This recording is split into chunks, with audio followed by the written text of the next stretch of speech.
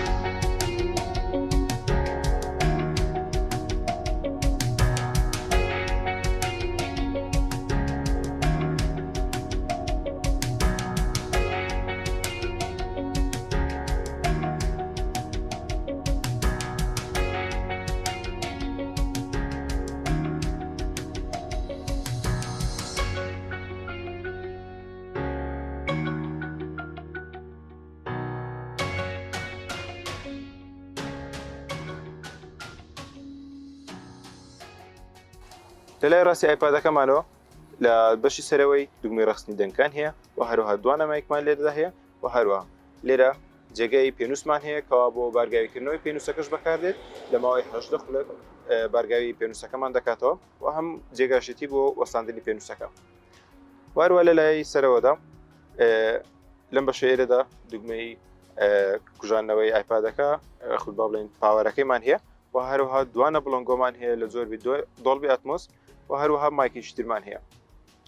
لە بەشی لای چەپی ئایپادەکەماندا تەنیا جێگەی لکاندنی کیبۆردمان هەیە کەوا کیبۆردی تایبەت بە کۆمپانیای شاومی هەیە دەتوانی بۆی بەکاربێنیت وەکو نیمچە لاپتۆپێشی لێ دێت. و هەروەها لە بەشی ژێرەوەواندا دوانە بڵنگۆمان هەیە ئەوانش لە زۆربەی دۆڵبی ئەتمۆسن و هەروەها مایکیش ترمان هەیە لەگەڵ دەرچی تایپسی کەوا دەتوانێت بە هێزی 33 وات پادەکەمان بەرگایی کاتەوە. لە بەشی پشتەوەماندا کامێرەیەکمان هەیە بە ڕوونی 13 مێگاپیکسل و هەروەها دوانە فرەش لە ڕەنگەکانی زەرد و سپی کەوا بۆ سۆفتکردن بەکاردێن هەروەهاش لێرە لۆگۆ شاومیمان هەیە. لە بەشی پێشەوەشماندا لەلای سەرەوە کامێرەیەکمان هەیە بە ڕوونی 8 مێگاپیکسل کەوا بۆ وێنێ سێلفی بەکاردێت لەگەڵ ڕوونمایەکی 11 ئینجی.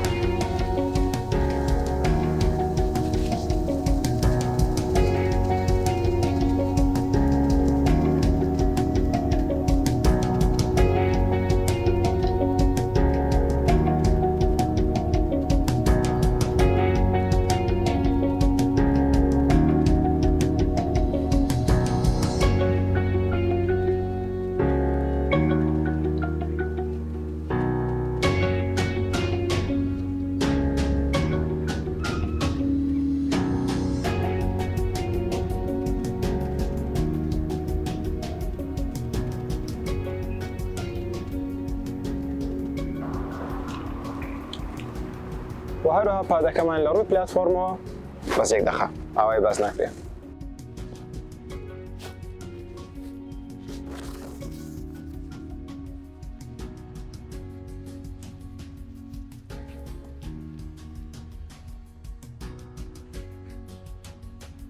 سپاس. هەروەها پادەکەمان لە ڕووی پلتفۆرمەوە پشتگیری لە سنابدراگۆنی 816 دەکەن کەوا بناخکراوی 7 نانۆمەتریە. ئەم پرۆسەرە لە توانایدایە بە هێزی 2.96 گیگاهرتز داتایەکانمان بگوازێتەوە. و هەروەها لە ڕووی گرافیک کاردەوە ئەم پادەمان پشتگیری لە گرافیک کاردی ئادرێنۆ 640 دەکات.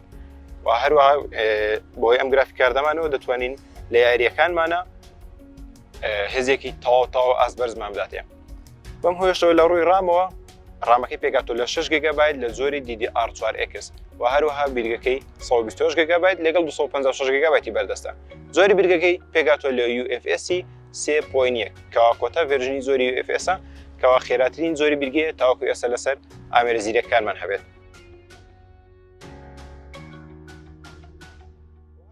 ڕوونماوە لە ڕووی پێشەوەدا ڕوونمایەکمان هەیە بە قەبارەی 11 ئینچ کەوا بە ڕوونی W Quad HD Plus واتە ڕوونیەکەی سەر و تووکەیە.